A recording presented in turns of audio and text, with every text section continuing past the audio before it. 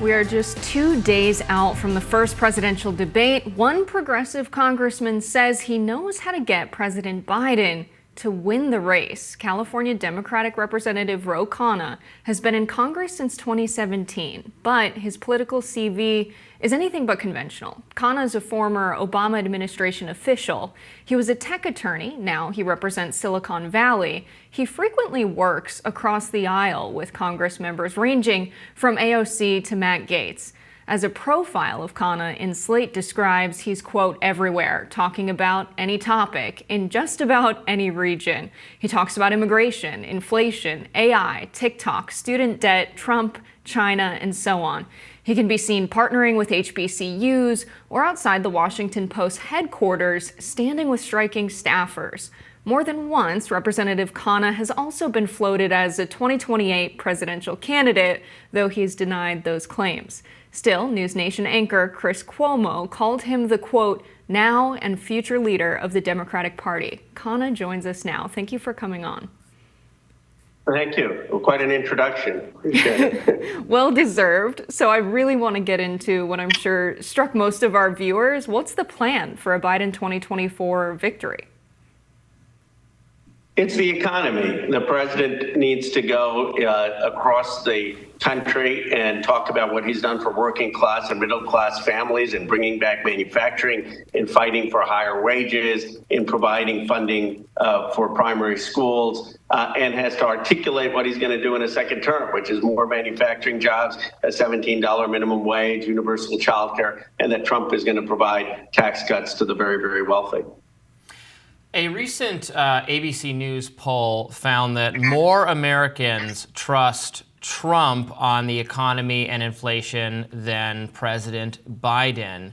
Why do you think that is the case? Has President Biden, failed to make his case? Are Americans looking back fondly at the pre-COVID years and remembering how the economy was and saying, yeah, let's do that again? What explains this? Well, the gap has been narrowing as the president has been talking more about the economy. But of course, there is some COVID fatigue, and the president inherited an economy after COVID. Inflation was high. And so people do remember the times before COVID more fondly. But the way to overcome that is to be very concrete, to go to Johnstown, Pennsylvania, Ashtabula County, Ohio, Downriver, Michigan, and highlight the new factories that are coming up, highlight the relief that we've been able to provide to working families, highlight how Donald Trump's policies was going to make their economics worse. And so we've done a lot in passing great legislation, but I don't think we've translated it to real communities, to real people. I believe the president should do a 7-day tour through the Midwest, go right through Wisconsin, Michigan, Pennsylvania, Ohio, with an economic agenda. We have seen under the Biden administration some really exciting fiscal policy. We've seen investments in infrastructure, in environmental energy, or green energy creation rather, sustainable energy across the United States of America, the CHIPS Act as well. We've seen a real focus on making sure the jobs created by these investments are good paying union jobs. But still, I think a lot of working class people are thinking about, their paycheck next week. Am I going to make ends meet? But this was an economy that Biden, I would say, inherited. The post-COVID economy was treacherous, and we've also seen wages stagnant since the 70s. So it's a bit of a beast to turn things around in just 4 years. But I think focusing maybe on the long term and saying, yes, we get that you're hurting now, but we're really doing big things to change the economy in the long term. Do you see a case to be made for winning voters over on that? Well, you're absolutely right. This has been 50 years of deindustrialization, 50 years of tax cuts for the very wealthy, 50 years of basically the financialization of the economy that has hollowed out the working and middle class. We've gone in income inequality as a country from 50th in the world in the 1980s to 128. I mean, China is 77. The Western European democracies are in the 30s. So there are these structural issues. And I think what President Biden needs to say is, I'm the first president who's bringing back manufacturing in the modern era. I'm the first president who's really been focused on increasing wages for the working and middle class. Here's what I'm going to do if I win. We're going to get universal child care. We're going to finally get a minimum wage increase. We're going to get relief on rent. And I'm going to be building an economy for the working and middle class again. What is the argument that Joe Biden, must be the figure to sell that vision? Obviously, yourself, you talk very eloquently about a vision to bring manufacturing jobs back. So many Americans, including so many Democrats, have questions about President Biden's age and his ability to serve for another 4 years. That's not just partisan attacks from Republicans. That's a lot of Democrats in polls.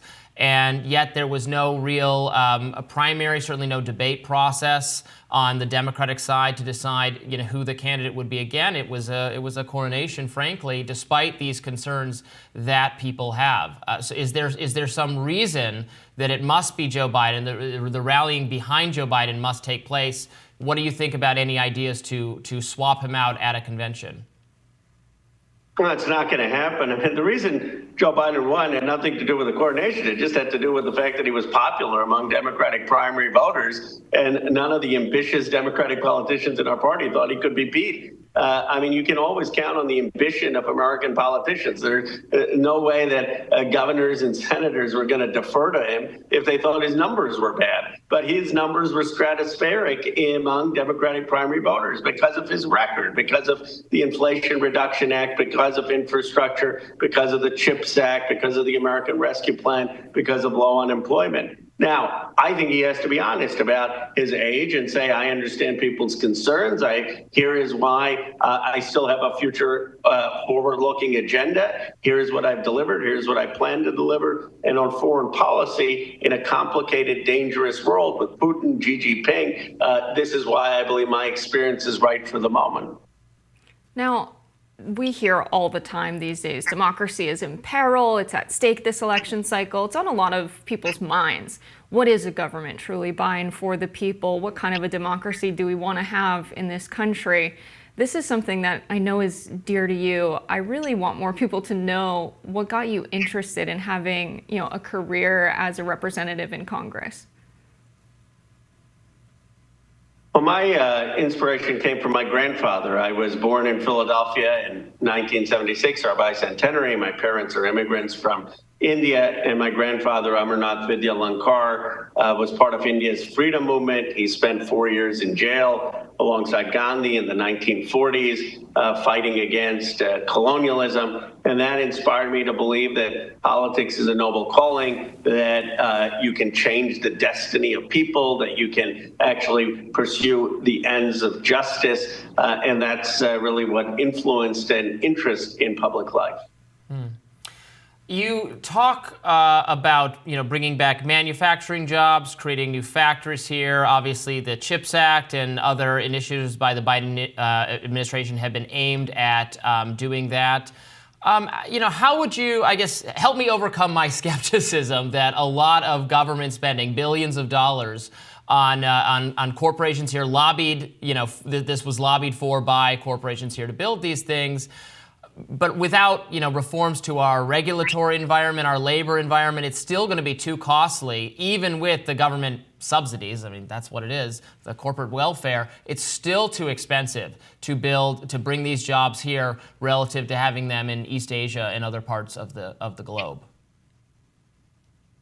Well, technology, software, AI gives us an enormous productivity advantage that allows us to reindustrialize America. That's what's going to make it possible. I'm introducing a modern steel bill in Johnstown, Pennsylvania, to bring steel back. I mean, we used to make 50% of the world's steel. We're down to 4%. China's making 50%. That's not sustainable to be the great economy of the world. And the reason we can bring this new steel back is that we're leading on the direct reduction iron technology. We're leading in the implementation of AI. We can do it 6 times better in productivity than the Chinese with lower carbon footprint. Now, you're right that it's going to require some federal financing, but that should be financing with accountability.